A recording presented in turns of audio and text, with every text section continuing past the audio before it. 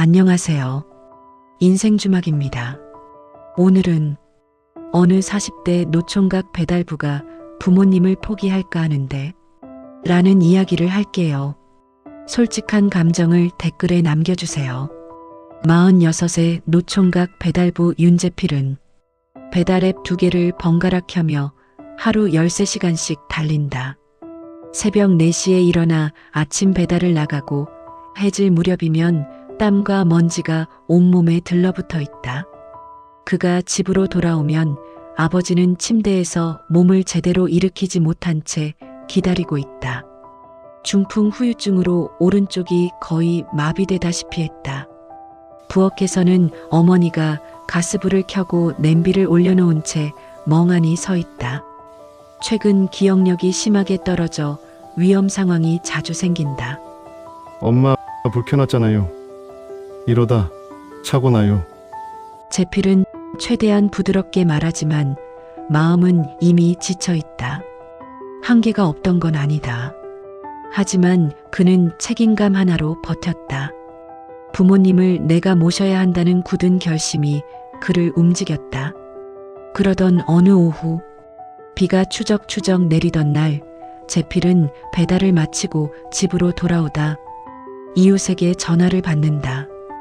재필 씨, 어머님이 밖에서 넘어졌어요. 그는 오토바이를 도로 한가운데 세우다시피 하고 뛰었다. 골목 끝 젖은 아스팔트 위에서 어머니가 고통스레 몸을 움찔거리고 있었다. 그 순간 재필은 깨달았다. 나 혼자 이제 안 된다. 어머니는 큰 골절은 아니었지만 며칠 입원이 필요했다. 의사는 조심스럽게 말한다. 아드님이 전부 케어하시는 건가요? 이 정도면 요양 지원을 고민해야 합니다. 그 말에 재필은 화가 치밀었다. 부모님은 내가 모셔야죠. 하지만 현실은 그를 잡아당겼다. 집안일은 밀리고 배달 시간은 점점 늦어지고 평점은 떨어지고 수입은 줄고 빚은 쌓였다. 결정적으로 어머니의 밤중 행동이 심해졌다.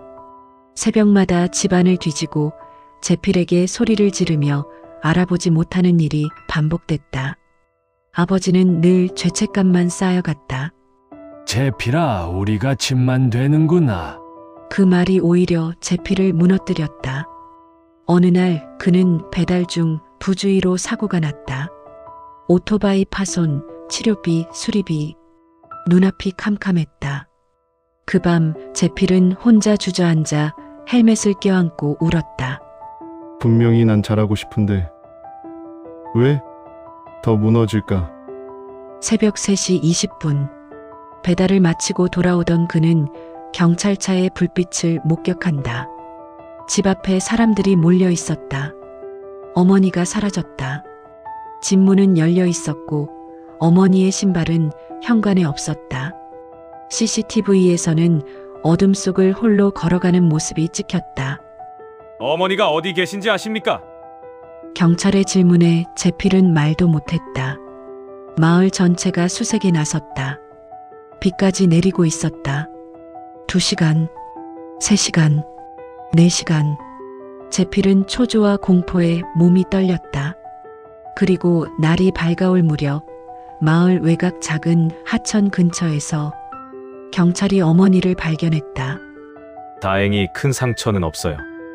의사의 설명이 끝났을 때 재필은 더 이상 버티지 못하고 병원 복도에서 무너져 울었다.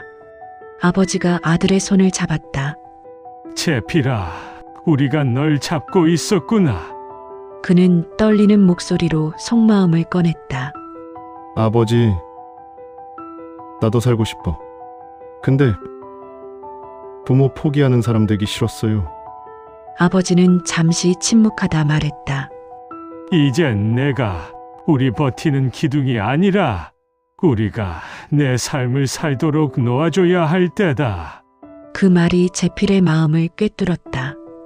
며칠 뒤 재필은 깊이 고민 끝에 부모님을 근처의 소규모 프리미엄 요양원에 모셨다. 비싸지만 환경은 좋았다. 친구처럼 지내는 노인들, 물리치료사, 상담사, 간호사. 무엇보다 어머니의 안전이 보장됐다. 처음 며칠은 눈물이 멈추지 않았다. 빈집이 유난히 적막하게 느껴졌다. 하지만 시간이 지날수록 마음이 안정됐다. 아버지는 물리치료로 조금씩 팔이 올라가기 시작했고 어머니도 요양원의 규칙적인 생활 덕에 불안이 줄었다. 제필은 배달 일을 줄이고 택배 분류 보조로 일을 바꿨다. 수입은 줄었지만 삶은 되살아났다. 그는 오랜만에 스스로에게 말했다. 나도 사람답게 살고 싶다. 봄이 왔다. 요양원 뜰에 꽃이 피었다. 제필은 부모님과 산책을 한다. 천천히 걷는 아버지, 햇살을 바라보는 어머니. 어머니는 갑자기 제필의 손등을 쓰다듬었다. 우리 아들 고생했지? 기억이 돌아온 건 아니었다. 가끔 맑아지는 순간이 찾아올 뿐. 하지만 그 한마디면 충분했다. 제필은 조용히 웃었다. 괜찮아요. 이게 우리가 행복해지는 길이에요. 그는 혼자 버티던 시절보다 더 단단해져 있었다. 슬픔은 남아있다. 하지만 이제는 희망이 함께 있다. 어떠셨나요? 오늘 이야기. 오늘 만나본 가족들이 조금씩 희망이 보이지 않나요? 여러분들도 현재 상황에 부정하거나 피하지 마시고 참고 이겨내시면 당장은 아니라도 조금씩 발전과 희망이 있을 겁니다. 모두 힘내시고요. 인생주막이었습니다. 구독, 좋아요는 힘이 됩니다. 시청해주셔서 감사합니다.